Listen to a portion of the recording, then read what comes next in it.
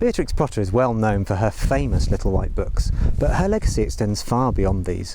What's less well known is her interest in nature, farming and the conservation of the landscape, but this is something that's still of enormous importance to the Lake District and the National Trust today. Born in 1866, Beatrix Potter's fascination with nature began far away from the Lake District, in the nursery of her South Kensington family home. Here, she was surrounded by her collection of specimens and menagerie of pets, ranging from rabbits to bats and lizards. These animals were to become the subjects for some of her early nature studies, and the inspiration for some of her best-known characters. As Beatrix grew older, her fascination with the natural world developed into a serious scientific interest in all aspects of natural history, particularly mycology, the study of fungi. The Potters' summer holidays provided Beatrix with opportunities to experience the countryside. Her first stay in the Lake District was in 1882 at Ray Castle, where she became friends with Canon Hardwicke Rawnsley, a founding member of the National Trust. This stay proved to be a pivotal moment, sparking Beatrix's love for the area and leading her to use her royalties from the Little White Books to buy her beloved Hilltop Farm in 1905. This proved the catalyst for the passion that would dominate the rest of her life as she became an active farmer with a particular interest in the local Herdwick sheep and sought to conserve the landscape and culture of the lakes. Beatrix went on to buy more farms, land and houses across the Lake District to ensure that they were protected from development. Her biggest acquisition was the purchase of the huge Monk Coniston estate in 1930.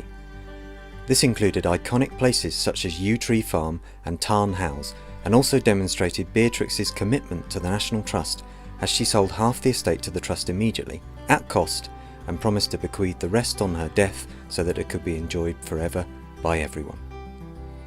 She also then managed the whole estate for a number of years on behalf of the National Trust, tackling lots of issues that are familiar to our estate managers and rangers today, from big challenges such as finding tenants with the right experience and attitude, to the day-to-day practicalities of walls, buildings and sheep.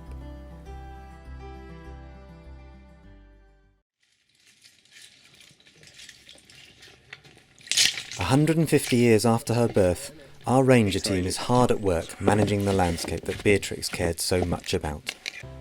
While some of the challenges we face would be recognisable to her, there are many more demands placed on the Lake District in the 21st century, and we work alongside our tenant farmers and other partners to try to balance them all.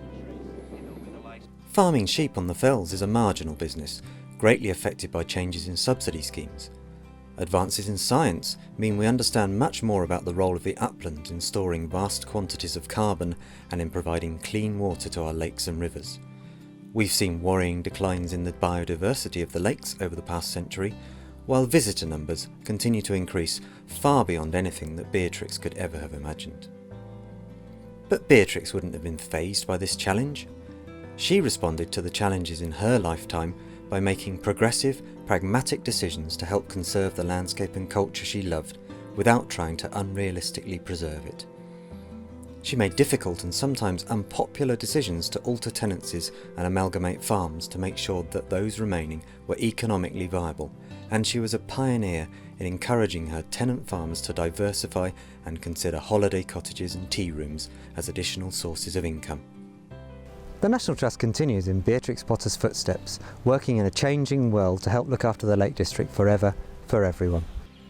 Trying to ensure the future of viable fell farms and the Herdwick breed, alongside storing carbon, providing clean water and balancing the needs of visitors whilst making more space for nature is the biggest challenge the Lake District faces, and we couldn't tackle it without the support from so many people who share this love of the lakes, such as our members, visitors paying entrance fees, volunteers helping us on projects, and those who've made donations or gifts in their wills.